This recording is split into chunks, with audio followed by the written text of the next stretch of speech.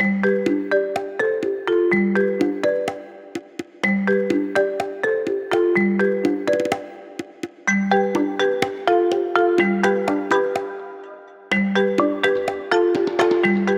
everyone, I'm Cory and this is Jen on the Government Relations team, and welcome back to MOAA's Advocacy Update. Today we're talking about DIC. First off, Jen, what is DIC?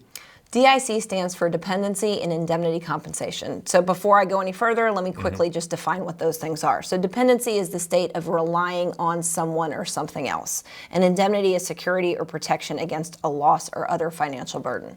So DIC, or Dependency and Indemnity Compensation, is a VA program where they pay out a stipend to military survivors of those service members who either died on active duty or died as a result of 100% service-connected disability.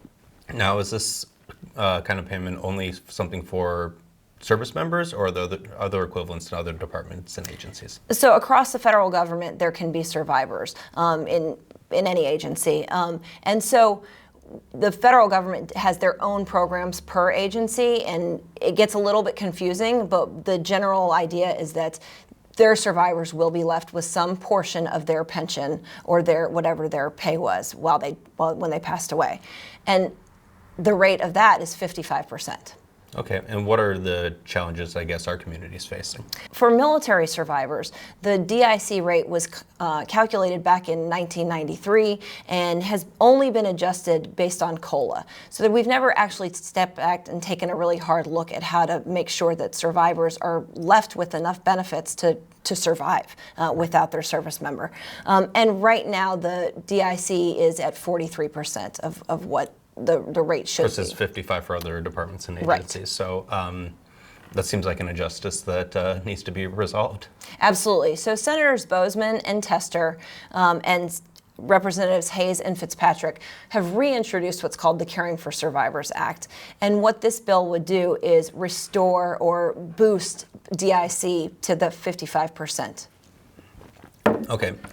Is there anything else their legislation does? Absolutely. So it can get a little bit confusing because there's so many different circumstances, but one of the circumstances for a service member who passes away as a result of 100% service-connected disability, they have to have survived for 10 years with that service-connected disability identified. So what this bill would do is reduce it from 10 years to 5 years. Okay, so what's a real-world example where that matters? If your service member is diagnosed with something like ALS, the lifespan or the life projection on ALS patients is 8 years or less. And so you won't even be able to reach that 10-year threshold. And so this would help alleviate those injustices. Okay, so what's the way ahead on these bills?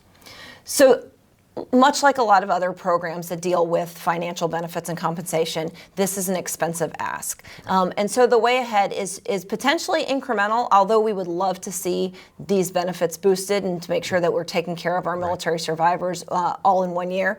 That might not be possible with the current climate that we're dealing with in Congress. Right, but incremental change is something that we normally have to do as a part of legislation. We did that with the widow's tax. Yeah, and so what I want to make sure that we do is stay involved as MOAA, and we've joined Gold Star Wives in the past, and we're getting ready to join TAPS, which is the Tragedy Assistance Program for Survivors, on their Hill Days to bring attention to these bills, because no one wants to say no to supporting surviving spouses. Right. It just sometimes becomes a thing where they're not even aware of the bill because there's so much being introduced and there's so much competing for that attention.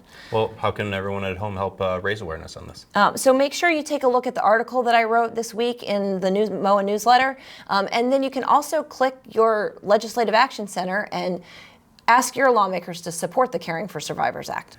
Thanks so much for breaking this down, Jen, and thank you for coming back and watching these videos. So if you enjoyed them, be sure to like and subscribe, and we'll see you next time.